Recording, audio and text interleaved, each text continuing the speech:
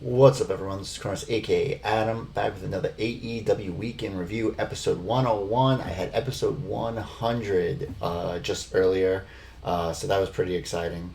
No real fanfare for it, but anyway. Back on to the next 100. As always, don't forget to like, share, subscribe, comment. Social media is down there.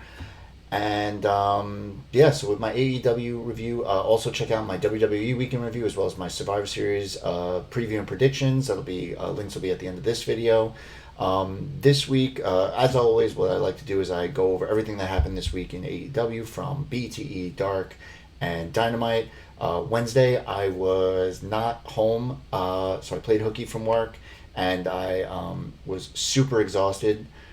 When I tried to watch Dynamite and give my notes, so my notes are very, not as good as they usually are. Totally worth it though. Anyway, so we're gonna go to BTE. So we start off with Silver and Reynolds are trying to recruit Kaz. They're getting too close to him. Maybe if you spend the first 3 months if you didn't spend the first 3 months beating the shit out of us. Maybe I might have joined. And they're like, wait, we thought that was Brad Pitt.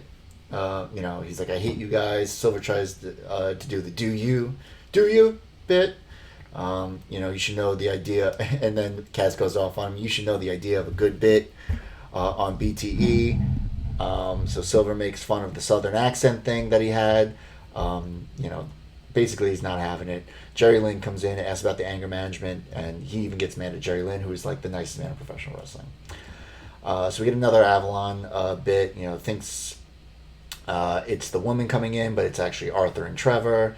He knows the irony that he has a big dumb face, even though they're saying that he's not good looking.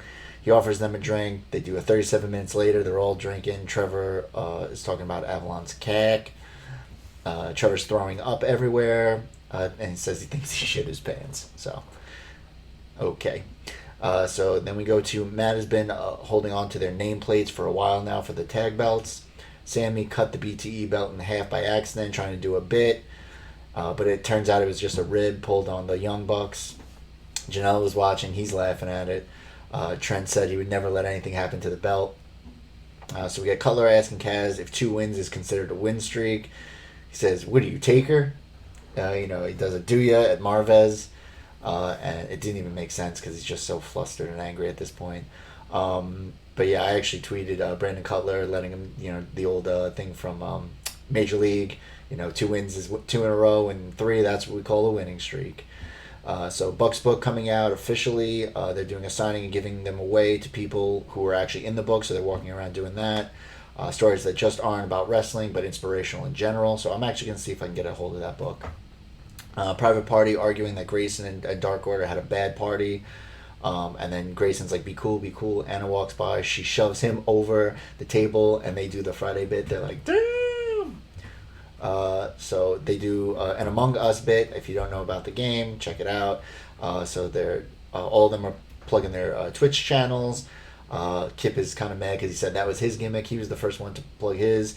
So I'll just go through it real quick. Cutler kills Allie. They all vote that it's Leva. She leaves. Uno catches Kip killing Alex, so he gets kicked out. So he admits it by accident. They vote him out. They're doing like the office bit, like everyone's pointing. And then Cutler kills Uno, then Nyla, then Colt. So Cutler wins. Best Friends and Cassidy are together. They're in the shower. They shower Trent with soda for the celebration of the winning the BTE title, aka just pouring a little on his arm. They admit this skid is bad, and then Sean Dean is there with like the Captain Morgan with his leg up on the toilet, and he's like, "Yeah, this is real bad," and they all start breaking out laughing.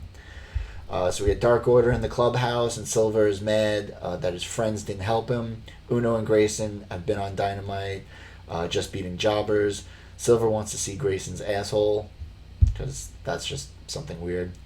Ten and Silver make cocaine jokes. Anna gets mad. She's like, fuck you for not talking to me.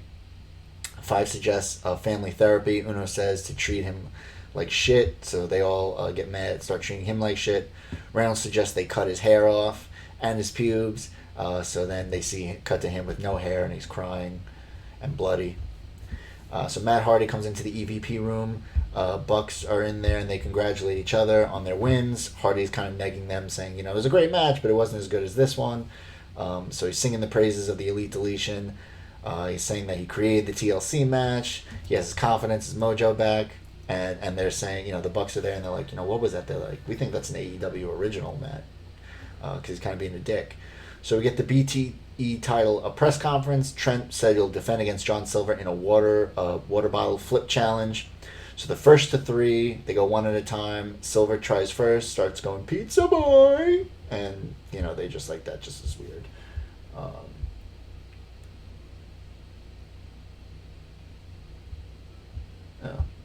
Just trades in the NBA. So Silver hits his first try. Trent gets the rebuttal, but doesn't get it. Silver hits two in a row. Silver wins. Eventually, he cries that this is the best day of his life. Trent is despondent. But yes, John Silver is your new BTE champion. I'm very happy about that. I know the fans are happy about that because we wanted him to win Gator Golf. And that is BTE. Let's go to Dark. Another big episode. We get a new Dark intro, which was pretty cool. I liked it. This was a unique episode because they have a tropical storm coming. And obviously it's an outdoor area. First match, Bishop King and Joey O'Reilly and Sean Maluta versus the Gun Club. This is the first time we've actually seen Colton. Is the older brother of Austin. This is the first time he's been actually in the ring. Austin is over celebrating an arm drag by Colton, and it's pretty funny. Billy's just a beast, just beating everyone up. Eventually, Austin hits the quick draw on O'Reilly for the win. Pretty standard. O'Reilly's still out. Lance Archer comes out. Chokeslammed onto King and Maluta on the outside. Jake is doing that, pray the Lord, my soul to keep, that thing. It said, the Lord may take your soul, but your ass belongs to Archer. Life and death is a touchy subject these days, Archer says. Death is the painful truth. Life is the beautiful lie. And Freud says everybody dies before. We're saying everybody dies before him, but he's going to go after everybody in AEW. Ricky Starks versus Travis Titan. Anthony Ogogo is now on commentary.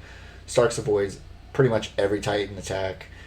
Hits a massive spear for the win.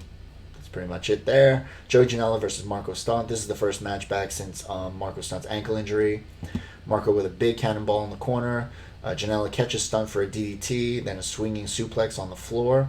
There's a nasty Braden Buster by Janela, another one for a 2 count. Janela goes for a third, and Stunt counters into a Spike Rana.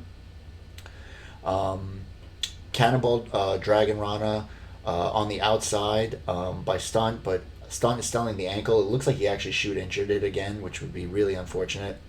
Eventually, Janela hits an avalanche, sit-out cradle shock for the win, but a nice show of respect after the match.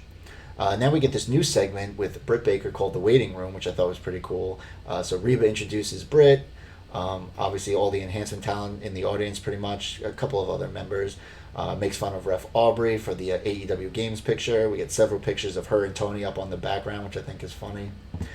Britt goes after Eddie about spending more time getting his eyebrows done and looking like the Green Power Ranger than getting ready for his match. Goes after the Bucks, that they stole the belts from FTR. Does a Cody Trump dig about not accepting the results.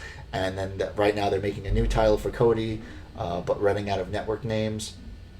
So we get she tells everyone in the audience that there's a special gift under the seat, and actually there's nothing there, and she just wanted to make fun of them. So TH2 are her first official guests.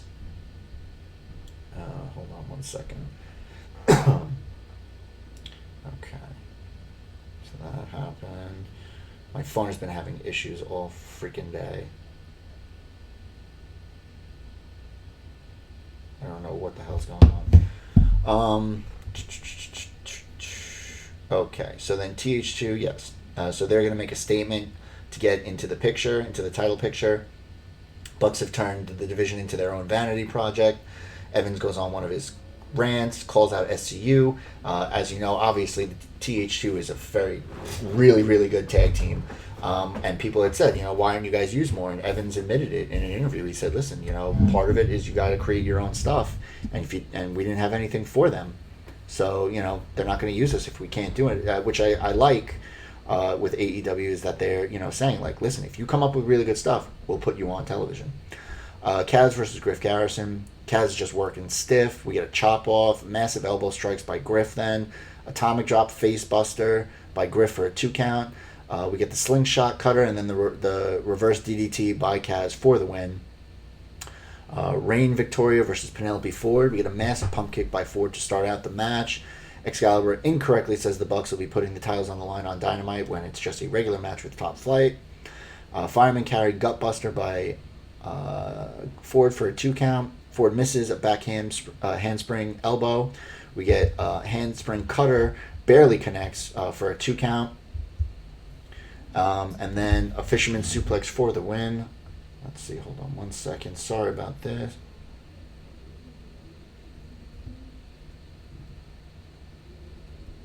If you can hear that, it's my neighbors because they're really loud. Okay, so then we get Cutler versus Ryzen on the Cutler winning tour. This is not really a revenge tour because Ryzen he never lost to. So we get a float-in senton, diving leg drop by Cutler. Avalon is heckling from the stands in his velvet bed or whatever it is. Sit-out facebuster by Ryzen for a 2 count. Top rope senton by Cutler. Gets the knees up. Ryzen goes for it. Cutler gets the knees up. There you go. Standing Frankensteiner by Cutler, which is pretty cool, and then hits the TPK, which is basically kind of the fireman gutbuster for the win. Avalon's upset on the outside, still in his red heart bed. Tesha Price versus Layla Hirsch. So Layla Hirsch now is getting a nice push. She's tiny, but she's strong as hell, kind of like a mini Shayna Baszler. That's who she reminds me of. Hirsch gets the Fujiwara armbar, slamming the arm onto the mat. Price with an awful cartwheel. I don't even know what the hell that was. That it just looked like a miscommunication or something. Hirsch hits a springboard, moonsault, and then an armbar for the win. We get TNT versus Jurassic Express. Obviously TNT, the twin sons of Devon Dudley. Looks like Stunt is still limping when he comes out with him, so I maybe he really did re-injure his ankle. I hope not. Luchasaurus with a nasty hook kick to Terrence. Jungle Boy is taking heat, gets the hot tag to Luchasaurus, cleaning house. We get a double power bomb on Jungle Boy for a 2 count. And eventually Luchasaurus is holding one off while Jungle Boy hits like a cross-face submission for the win. Once again, not using their typical moves, a different type of move, a submission move. So then we get D3 in Angel Fashion versus The Acclaim. Caster just every week is just killing it with his rhymes. Calling D3 named after a Mighty Ducks movie and some other stuff about Angel Fashion, even though he already tore him down the week before.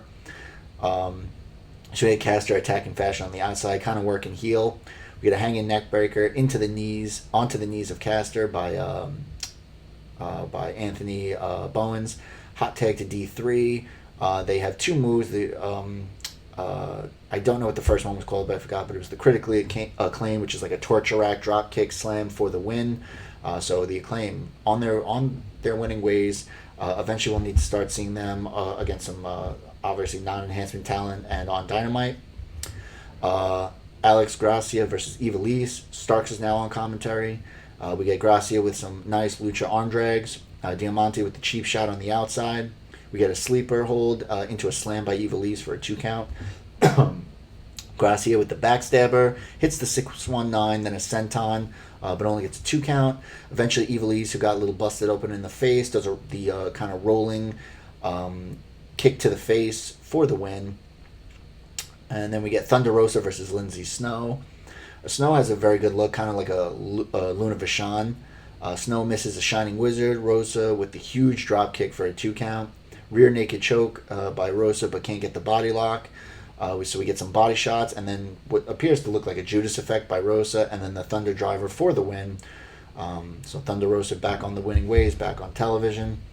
So we get Avalon vignette in an Uber, so he's offering his date food. Eventually the driver stops and says, "You're the worst passenger I've had. You've bothered every single rideshare person. Get the hell out of my car." So Avalon gets mad, gets out, and the driver drives off. Big Swole versus Kylan King. Swole with the little James Brown dancing out of a move. Goes for the dirty dancing. King bails out. Swole sent into the post on the outside. King is then sent into the barricade. We get the big headbutt by Swole. Casadora flatliner by Swole. And then gets King in the Texas Cloverleaf for the submission victory. Alright, so then we get Darby out to the ring, calling out Starks.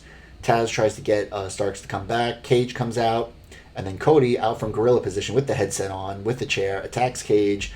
And then Stark bails out before there was any kind of more physicality. Sorry.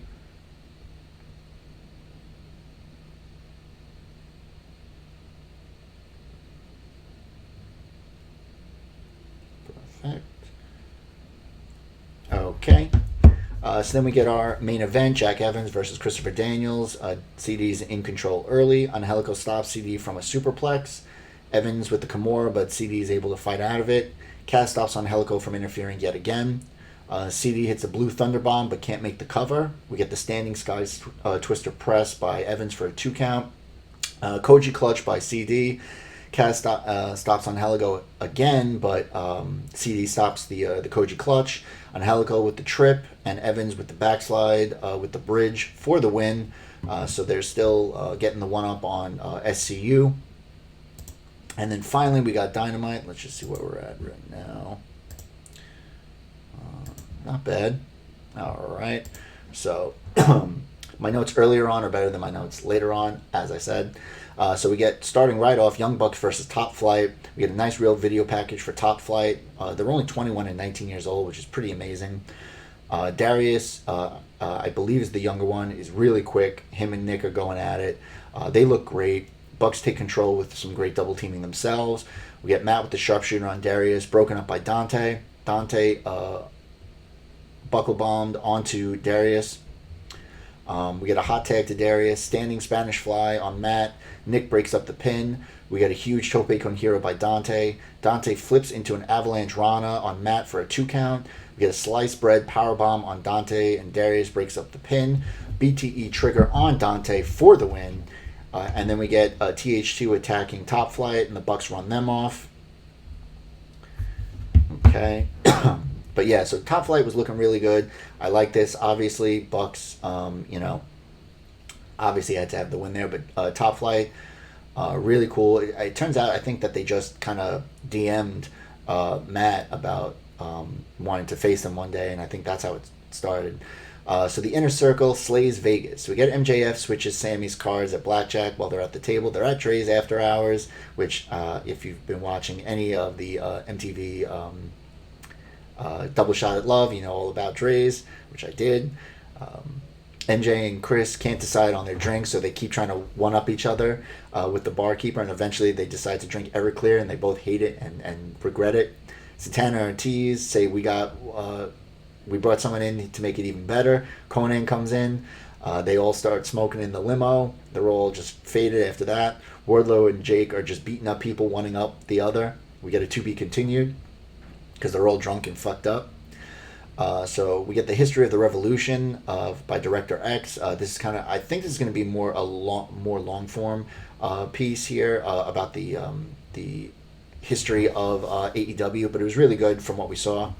Mox, we get a promo. Why have a promo if you're going to have a contract signing? That's what I was saying, so we find out later why. So his dad is the reason why he's the champ. He's been the champ for so long. He always told him, we're the good guys. He then just buries the lead that Renee is pregnant, so mazel tov to them.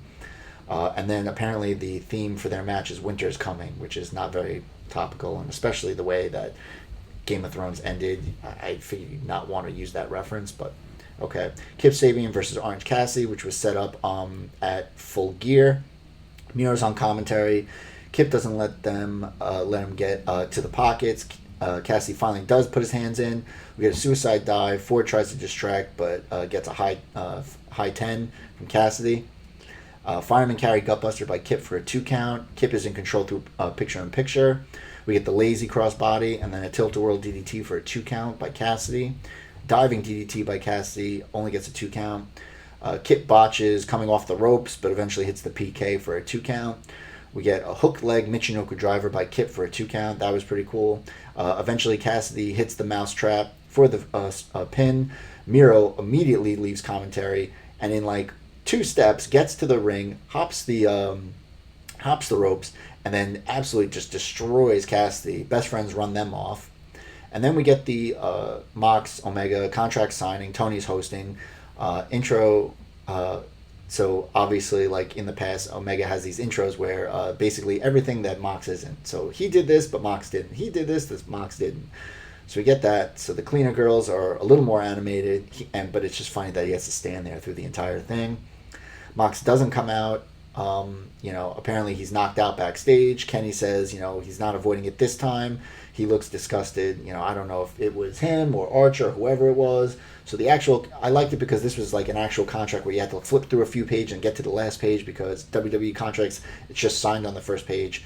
Most contracts don't have that unless it's a 1-page contract. So we get more of the Inner Circle in Vegas. So fake Elvis. They're all really drunk. So we get a fake Elvis with them. They do the hangover bit where MJF is saying that he's part of the Wolf Pack. So they wake up hangover style. MJF is writing all over his face from Sammy. Sammy's in a fountain. Sammy apparently had gotten married to 3 different women. Ortiz is in some like bride shirt working out that's really tight. Santana's feeding chickens. And then we get Hornswoggle dressed as a baby. So we get Jericho on commentary saying that he's still really hungover, but that him and Hager will beat SCU next week. So we get Pac versus Blade. So Pac's first match back in over 8 months. Eddie's on commentary for this one. Too long to take for a superplex. So Butcher in but gets knocked out. Shooting star press into the brutalizer for the win for Pac. Pac calls out Eddie, but Butcher is in for the attack. Eddie is going to put him through the storm, what he says. Phoenix is out to save Pac, but they beat him down. Then Penta comes out with the chair, looking like that he's going to go after Phoenix. But he ends up running off Butcher and the Blade and Eddie.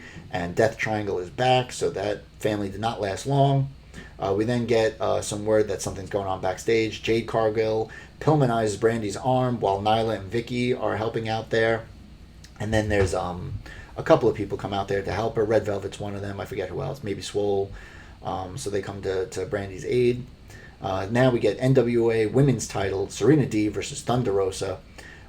Jim Ross makes some joke about a bake sale, about AEW heels. Just stop it. I just don't get it at this point.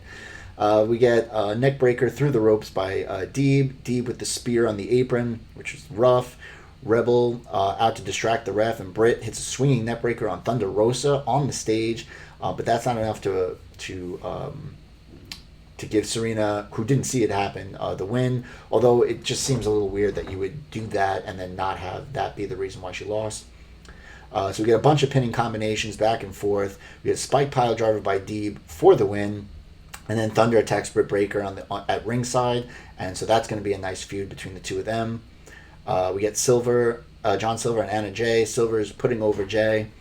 Anna Jay is getting a title match next week. And Silver is just like over the top, just screaming. And I love it. It's great. So next week we get an AEW Women's title match. Sheeta versus Anna Jay. Lucha Brothers versus Butcher and the Blade. And Hobbs in action. And Jericho and Hager versus SCU. And then we get our main event.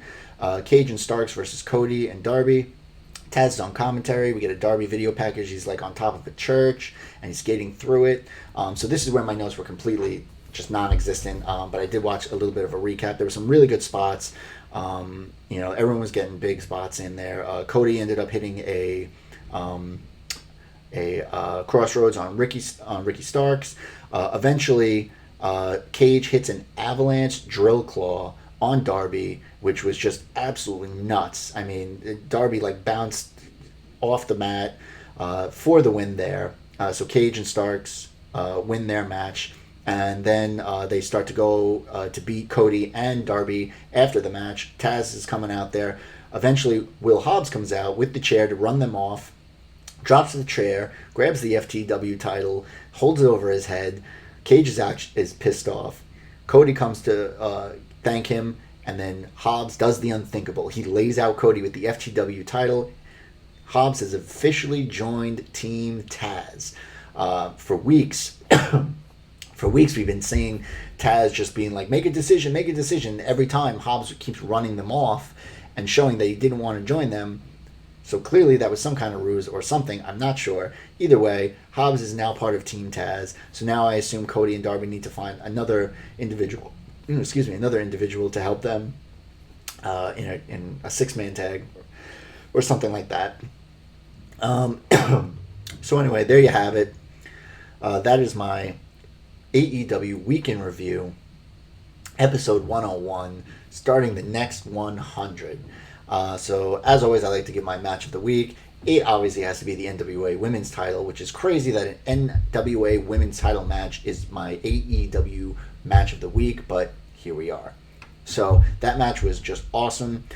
Serena Deeb and Thunder Rosa are two of the best they have going right now, and they're not even signed technically. Or Serena Deeb might be. I think she was actually signed. But either way, it was a fantastic match between them, and even with Britt Baker getting involved, which I like a lot, because now that sets up Thunder Rosa and Britt Baker, and you don't just have to have Thunder Rosa just going after the NWA title just back and forth.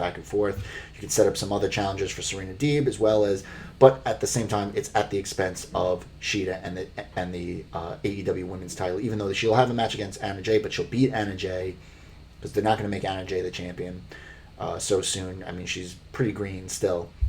So anyway, there you have it. Don't forget to like, share, subscribe, comment. Social media is down there. Apple Podcasts, Podomatic.